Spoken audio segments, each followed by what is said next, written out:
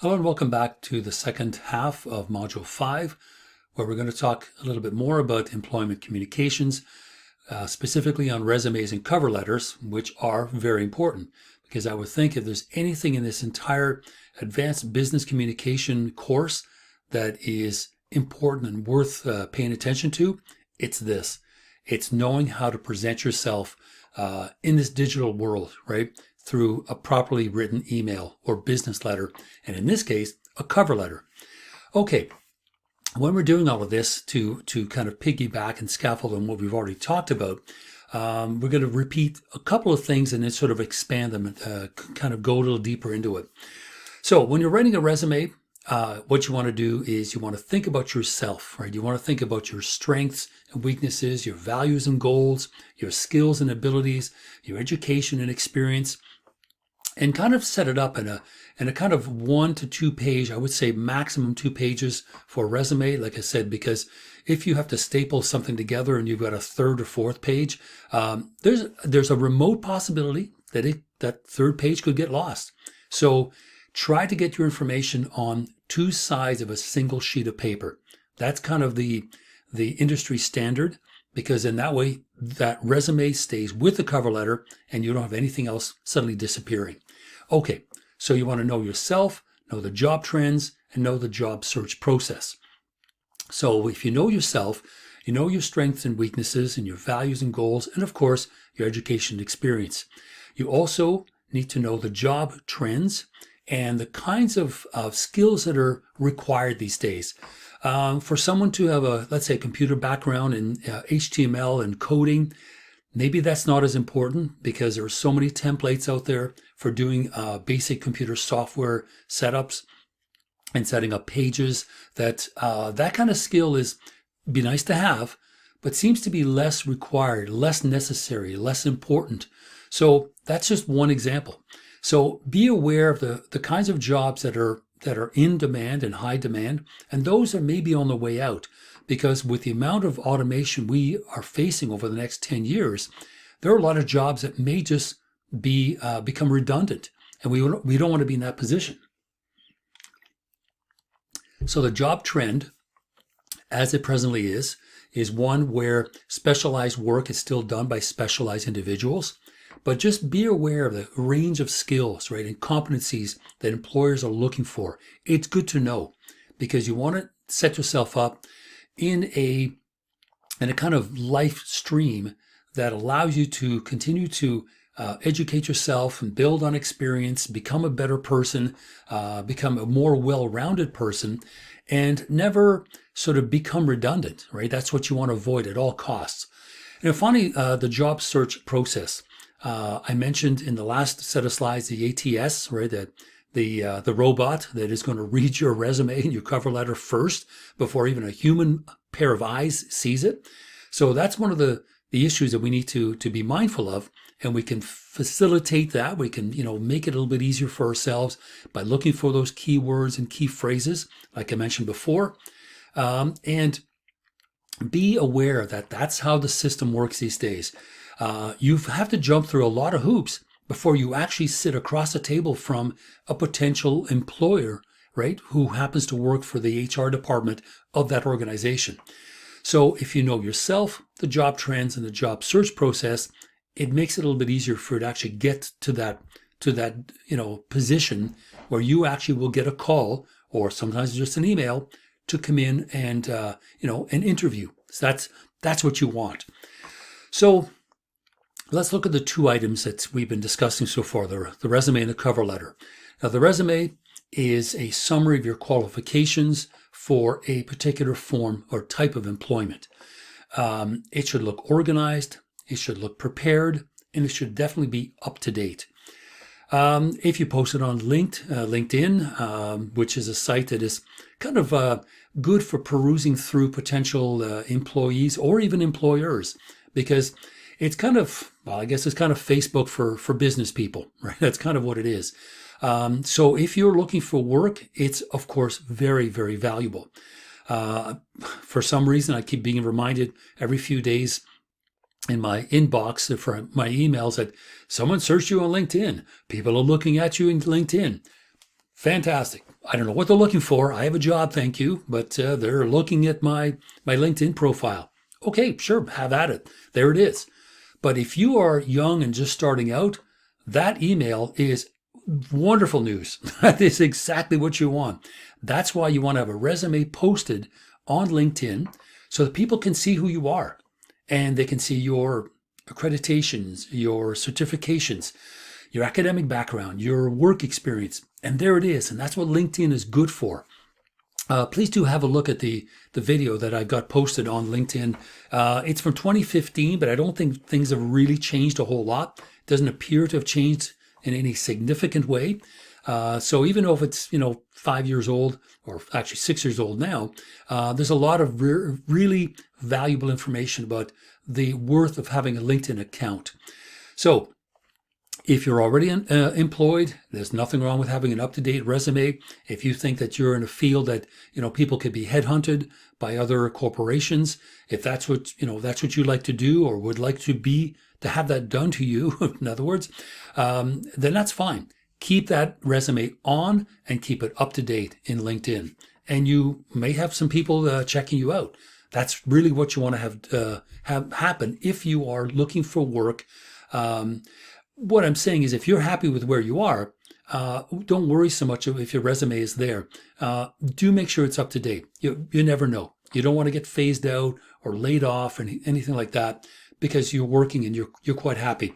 Keep that resume up to date no matter what. Now, the resume itself can come in two different structures or two different styles. The first is a chronological resume, which, as you can imagine, has to do with a time frame. It shows what you've done in a timeline. And usually the case is it starts with the most recent. So most recent degree, most recent job title, the dates that you either graduated or worked, from this to that.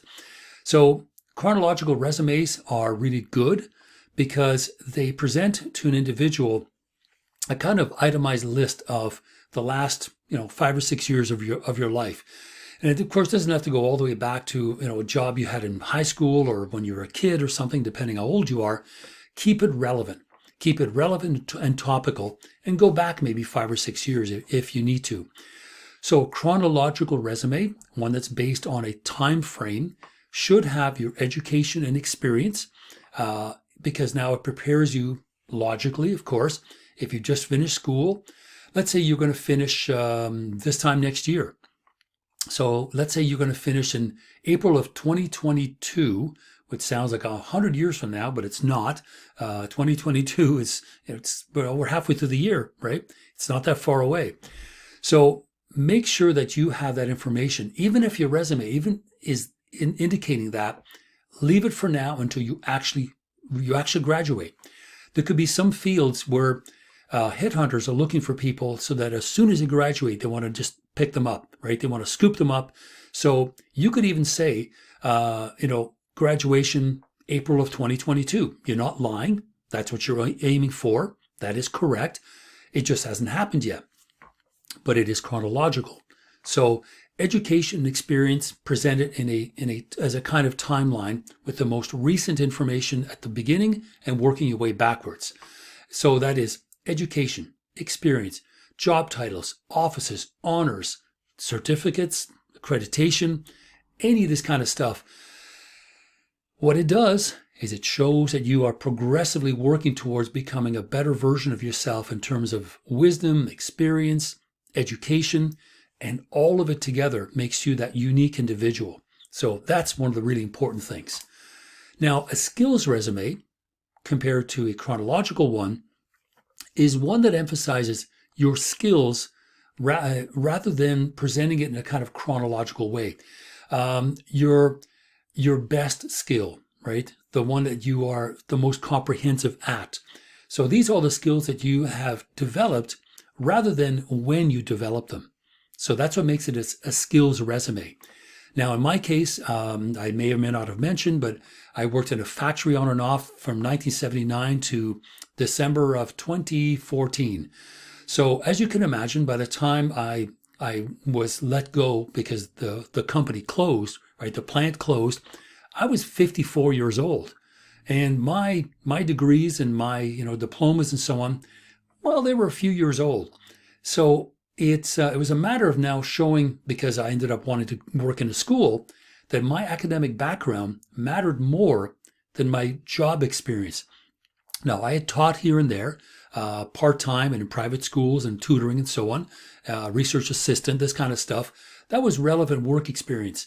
But as you can imagine, I was focusing more on my skills academically speaking, because that's important with a PhD and MA and honors, and then any other degrees or diplomas that I had and that I had accrued.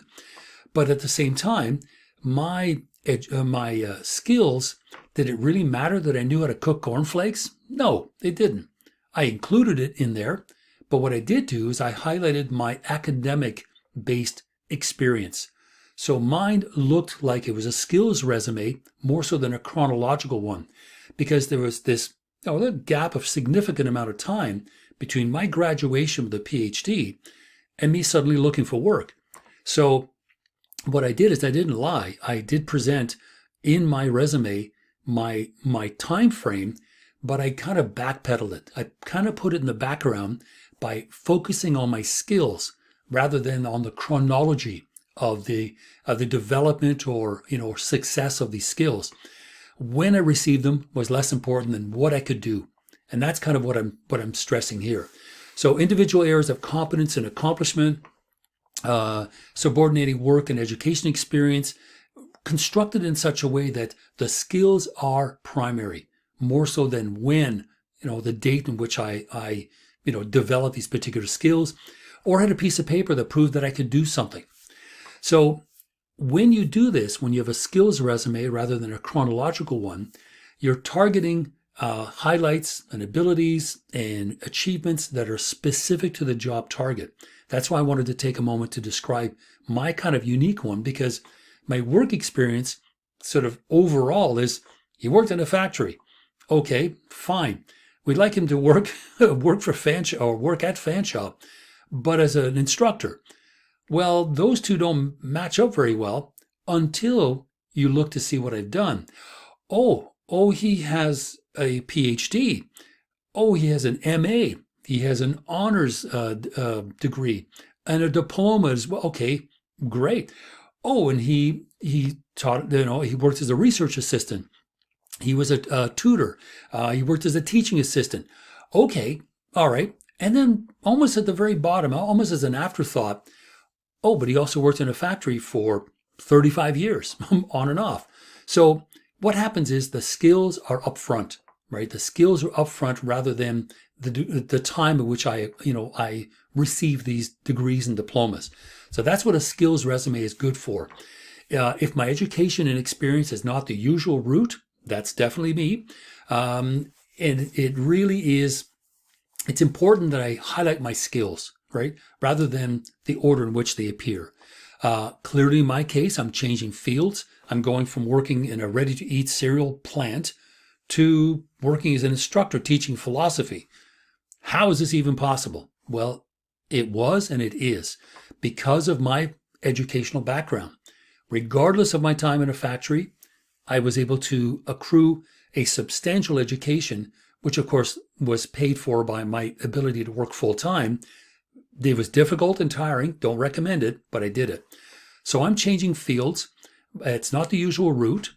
I'm trying to combine experience from paid jobs, activities, maybe even some volunteer work. Now, I did get paid for my tutoring work, so it wasn't technically volunteering, but it was important. It was important in my particular case. And so what did happen was that my resume was skills-based, not chronologically based. And what I wanted to do was present my best version, right? The best version of myself to a potential employee, in this case, Fanshawe College. And I also didn't want to give the wrong impression, because if they were to ask me, well, what's happened? Why is it that you graduated here and you're asking for a job like 10 years later? Well, here's what happened. Now, this kind of stuff, the potential employer may wish to ask you about. Don't lie. What you don't want to do is have somebody begin to assume, Have you spent any time in prison lately? No. Okay. Oh, I just happened to work somewhere else, and I did try to find employment in, universities, and they weren't hiring, and so I kept my job. So you don't want to create the wrong impression with a chronological resume that somehow either backpedals or soft pedals your skills, and instead the potential employer is looking at the the strange trajectory you've taken. Worked in a factory at the same time he was getting an education, etc. You want to sort of focus away from that. So there are ways to do it, and a skills resume is the way to do it rather than a chronology, right? So I just wanted to point that out. Okay, if you don't have a lot of experience, a one-page resume is just fine, but do try to fill it out. You don't want to have lots of lovely curly cues and pretty pictures and so on, because I'll tell you, if you do that and it goes through that ATS robot, the robot can't read pretty pictures and curly cues. So guess what? Into the round file, right? You don't want to do that. So keep it very clean, very linear, no pretty designs, no pretty pictures. That's not what you want to do. As I mentioned earlier, the average resume is now about 2 pages if you have that kind of work experience, because you will have your contact information, you will have your academic information, your work experience, hobbies and specializations at the very end. In my case, one of the things that I was able to do, even though I worked in a factory, I had work published and I did actually hold lectures. So I was able to include that in partial publications and lectures. It was on page 2, looked kind of cool. And again, it's soft pedal. It sort of put my factory work kind of in the background. It was there if you looked for it, but now the interest was in all these different skills that I had to, deliver a lecture, be able to, to work with other people, to basically work in an academic field. That's really what it was. And I was certainly able to fill up a resume, with 2 pages worth of relevant information, because my publications went back to even the time when I was in school. And that really wasn't that long ago. So, it was the late 90s. So just to let you know. So not 1970. It was soon enough so that the publications still seemed relevant. So you want to you want to emphasize the things that you've done that are most relevant. And in so doing, distinguish yourself, identify yourself as someone different from the other applicants. So that's something you want to do and get really good at. So what kind of skills are we talking about here? Remember the action verbs that I showed you at the very beginning, the very first slide in the previous video? That's where you can start looking carefully and say, well, I do kind of problem solve.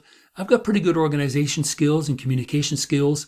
Use those action verbs to emphasize, the exact way in which you do it. So you can give some details to support the claims that you make, that you supervise, monitored, created, whatever. Again, keep it brief because you don't want to go past those 2 pages. But if you don't have a lot of experience, here's where you can start to fill out the page with a little bit more information. And again, but still in point form. So all of these things, the problem solving, organizational skills, communication skills, technical skills, make sure they are relevant. Make sure they're relevant to the specific job that you are going after. So if whatever you do, your skills, your activities are relevant, put them in. If you've done similar work, but you weren't getting paid for it, you may have had an internship. Let's say you had an internship while you were at school at Fanshawe, and you didn't get paid, but it was very valuable. I spent either 2 summers or 2 terms working for this particular company, basically as an intern. No, I didn't make any money, but I did this, and this. Okay, I'm looking for work. That potential employer is going to look at that seriously. That's valuable information, and it's a valuable skill. So even at the time you're doing it, you're going to be sort of muttering under your breath like, I'm not making any money. Think of it as looking not only really good and be valuable in a resume, but now you can take a little bit more time to describe it, using those action verbs. What were some of the things that you did? Did the organization allow you to kind of move up the ladder a little bit to do maybe a little bit more than what was initially thought you could do, right? Did you show promise and show initiative? All that stuff should be in there. But certainly promotions, honors, achievements, experience, anything that is relevant, put that in there because that's the key idea. So, as I mentioned before, resumes use short phrases or sentence fragments, and they are distinguished and are different from the cover letter that shows your ability to write a complete sentence. But in a resume, sentence fragments are absolutely okay and are expected because you don't want to, clutter up the entire page describing something. Keep it as brief as possible. So don't use I in a resume. Me or my is okay. So what I mean by that is, I monitored this many people. Just remove I. Monitored this many people. Clearly, it's you. There's your name at the top of the page, right? Bob Smith, whoever. There it is. There's your name.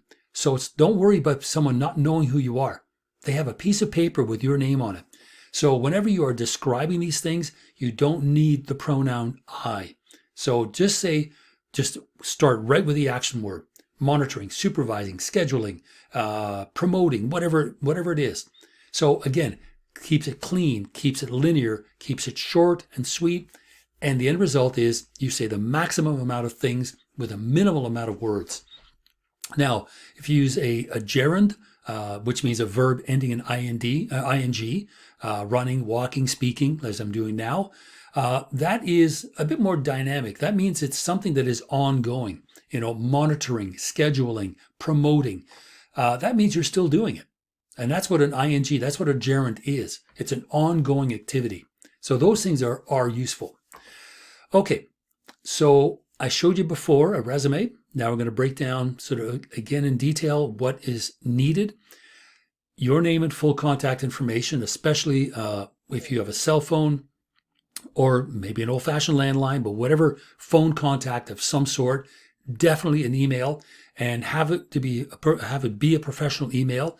I will make a video, but I want you to take a look at the slides, the 30 things that you need to know about when setting up a cover letter and or a resume. Please have a look at that because it talks about things like the contact information. The email should be professional sounding. And I won't say any more, but have a look at it because that is something important. So contact information, your career objective, and keep it fairly open because otherwise you're going to have to keep rewriting for every job that you are applying to. Keep that for the cover letter. Keep the career objectives fairly broad, fairly straightforward, and fairly general. Again, all the relevant qualifications that you have that matter to that particular job, put them in. And that is clearly academic experience, education, whether any kind of honors you may have had, experience in terms of duties, status, skill set, working of any sort, activities, professional or otherwise, public service, community service, they're useful. Now, references usually are not included, obviously. The kind of the wording now is even the notion of references, it's implied that they can be given. And right now, the tendency is simply to say references available upon request. That's it. There are some people who think that even that is not even necessary in a resume. It's implied that references are there. But if you want to at least hint at it, just say references available upon request, period. You don't need to write anything else. Okay, so that's kind of the resume. So let's go back a little bit to the cover letter.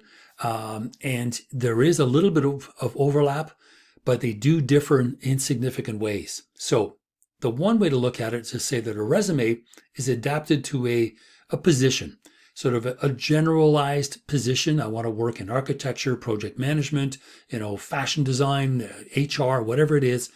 But the letter is adapted to the needs of the specific organization that you are writing to.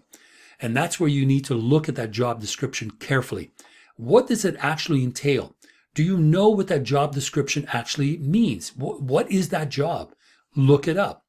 So the resume is a kind of a general statement And the letter is a specific statement about the job you are applying to. Very, very important, and a very important difference. Okay, resume summarizes your qualifications. The letter, the cover letter, highlights specific qualifications. There may be things that you can do that are much less relevant to the job at hand. So go back to your resume, highlight the specific qualifications that you feel are most relevant to the job that you are applying to. So if you do that, your cover letter is stronger. Yes, as the individual in HR goes through your resume, they see some of these other things. That's great. But highlight the specific qualifications, because if you do it that way, it gets right to the point. Resume has short phrases and sentence fragments, I should say, like before. The letter uses complete sentences, well-written paragraphs, well-shaped paragraphs. Again, just like you did a couple of weeks ago for the bad news email, there is a structure to it, right? You want to introduce yourself, and you're applying for this job. This is where you found it. Then you start talking about yourself. Then you finish with a positive goodwill. Hope to hear from you. Hope to speak with you very shortly. Anything like that keeps it short and sweet, but leaves the door open for them to contact you. Okay, in the cover letter, focus on major requirements. What does the job entail? What is required of you to do this job well? Identify. Not only identify it, identify your skill set that matches it up beautifully. Again, any qualifications that separate you from other applicants, because like I said a moment ago, all of you are going to graduate from the same school with the same credentials, more or less. Your GPA may be slightly higher or lower than someone else, but generally speaking, you have the same education. Where it really is going to matter is in the cover letter. That's where you make those distinctions. That makes you a uniquely different person than every other person that has come out of the same school. So qualifications to separate you from other applicants, as well. Knowledge of the organization, I mentioned that as well, because that is always, always important, because you've done the homework, right? You know to whom you are applying. That's always helpful. So qualities that every employer likely to value. Clearly, good communication skills. The other skills, of course, are just important, but communication skills go a long way, because at the very least, it allows you to, work with other people. That is very, very important. Now, when you are in the process of thinking of a cover letter, there's a couple of different kinds you can write. Now, one is called a solicited letter, and one is a prospecting letter. So let's take a look at these two. And a solicited letter is one that you are sending to a potential employer because you know that that employer is hiring.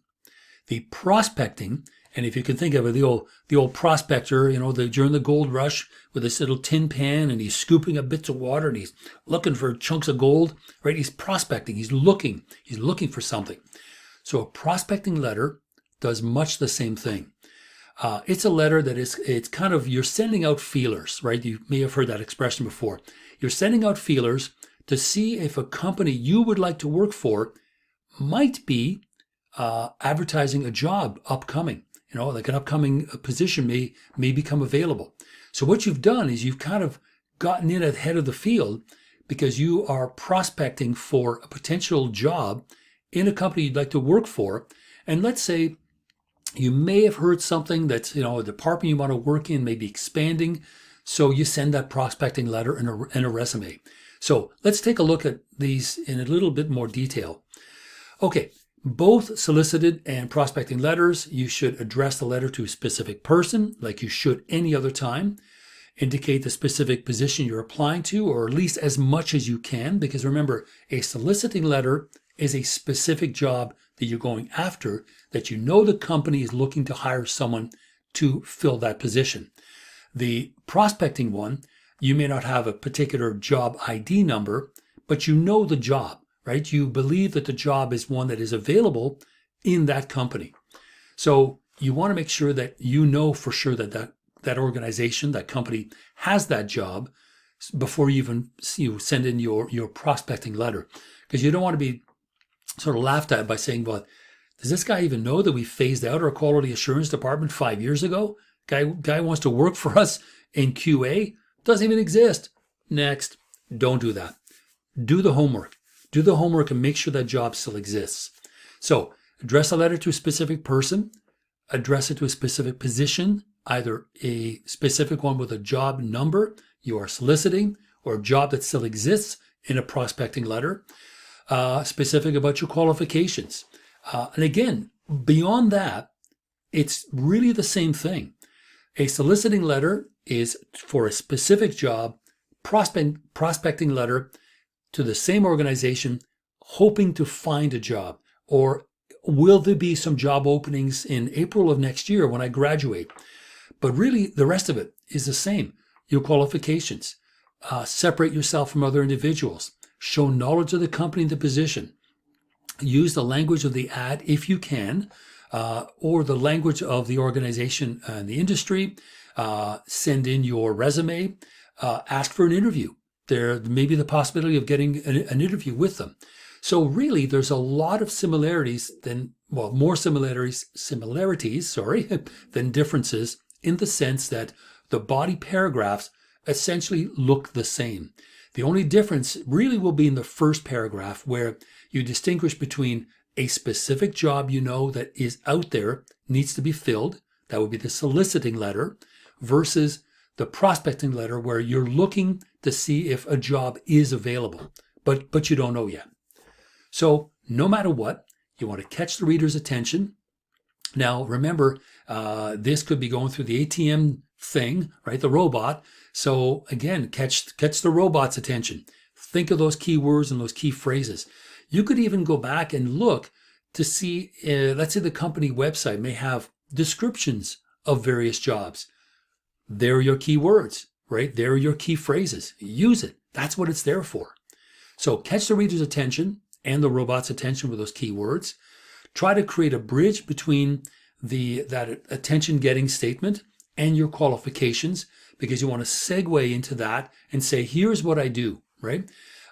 Remember too that some of those qualifications and that kind of information is also in your resume. What you want to do is go from a general sort of presentation of yourself, which is the resume, to a specific presentation of your qualities and qualifications for the job you're after, whether it exists or not, whether you're soliciting for it or prospecting for it. Always develop your strong points in detail. And here's where you can write incomplete sentences, always valuable. And no harm in trying to ask for an interview. You don't know. They could say yes. It's always worthwhile. So first paragraphs of a solicited letter, you want to be able to present yourself. I'm inquiring into or interested in interviewing for the following job. Job title, job number if there is, and let them know where you found it. That's the first paragraph. That information should be there all the time. So a summary sentence and a paragraph cover what you want to talk about in terms of kind of a general introduction, because it is the first paragraph.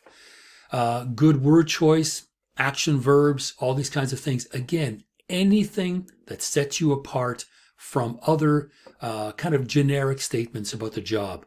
That's what's going to happen. So it's how you interpret that job posting that's going to give you a much better, a kind of leg up, as they say, to catch the attention of either the robot, the ATS robot, or HR.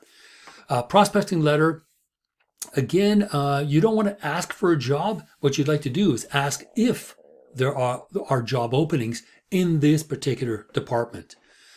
Because if the company has not announced anything yet, and all of a sudden they see that a letter has arrived, they may be wondering what's going on. But clearly state in a prospecting letter that you are doing exactly that.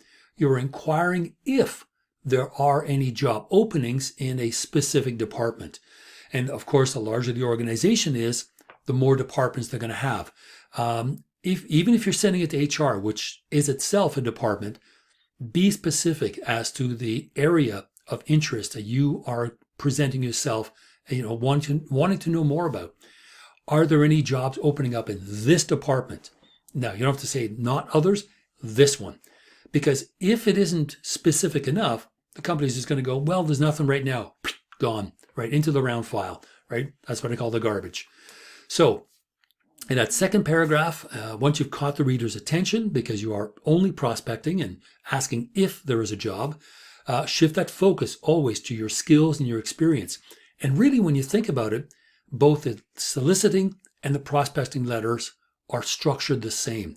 So think of the difference being only in that first paragraph, right? I'm applying for this job. I'm really interested in this job, as opposed to, are there any jobs? So really, the soliciting one is a statement, and the prospecting one, the first sentence, is a question, right? Are there any jobs? But certainly in the second paragraph and beyond, a lot of it will sound the same. Focus on your skills. Focus on your academic and work experience. But always, always focus on the specific qualities that match the job that you either explicitly going after or would like to go after if you're prospecting. Always, always try to separate yourself up or from the other applicants by having some knowledge of the company. That really is important, because not only does it show that you have initiative in finding out more about the company, but you're kind of stroking their ego a little bit. Think about it. Be kind of ruthless sometimes. Stroke their ego a little bit by calling out the fact that this company's won awards for various things. That they are the industry leader. They are at the vanguard of doing this and that and the next thing. Not only is that a knowledge of the company, company's going to go, yeah, I guess we have, we're pretty good. That's an in. That's that bridge you want to build between you as an applicant and them as a potential employer. So all the knowledge of the company that you have separates you from the other applicants, but it also sets up a kind of bridge if you do it in such a way that you are, you're kind of flattering them, right? Nothing wrong with doing that. You can flatter them a little bit, but in a very specific kind of way. Again, activities, courses, offices you've held, volunteer or not, all of that stuff is relevant because it makes you the unique person that you are. Finally, in the last paragraph, which is important, you want to indicate that you're available for an interview and that you are free. Now, if you are free at any time, go ahead and tell them that. You could say, I'm presently working. Whatever the situation is, identify. Because the thing is, you want to let the potential employer, this new employer, know that you're working somewhere. Or if you're not, you're finishing up school. So this is a prospecting letter in the hopes that you're going to get a good GPA and you're going to pass all your courses and you're going to graduate at a certain time, which is next April or next, August or whatever the date is. Let them know, you will be available for an interview, possibly. I'm finishing up school. I'm cramming for my exams or whatever it is, or you're already working. Whatever the situation is, let them know so they can schedule something that is valuable and doable. So in a solicited letter for a specific job that already exists and it's being advertised, you should wait to be contacted, because it's kind of presumptuous on your part to send in that solicited letter, that cover letter and resume for a job application for a job exists, because you got the job number as well, and you kind of contact them about a week later. That's kind of a tricky one, because you could call them up about a week or so later and be firm and find out what the status is, but you don't want to bother them, right? It's a very fine line between being persistent and being a bother, being a nuisance. So your experience will tell you how that can be handled professionally. So you can wait and contact them a little bit. I wouldn't do it the next day, but especially if it says this job posting closes, let's say, right now it's May 20, it's whatever date, doesn't matter. Whatever the date is, you could contact them perhaps a week later, right? I wouldn't contact them during the the period of time then they're doing, they're doing they're doing the interviewing and or hiring. Again, that's where that sort of balancing act is. If there is an end date, contact them maybe once shortly after, but in a prospecting letter, by all means, do follow up to see if they even received it. Is there any work? Is there the hope of work coming up later on? Either way, it shows you are, that you have initiative and you are willing to go and find out more information. And that's why you want to end that letter on a positive note. I look forward to hearing you or from you. I look forward to an interview. I look forward to hearing back from you, email, letter, whatever it is. But trying to establish a connection, some contact between those two, yourself and the potential employer. Always end that note with positive goodwill. Even if you don't know whether a job is there, act as if there is and say, I look forward to an interview or to contact me shortly, and that's kind of the way you leave it. So that is soliciting and prospecting cover letters, resumes. I've left some other slides you can go through, especially the ones that the 30 things to do or not do in a resume, which are important. Have a look at those. They're pretty quick to go through. I know this sounds like a lot, but it's worth going through. And then there's another one which kind of covers the same sort of stuff, has a few examples.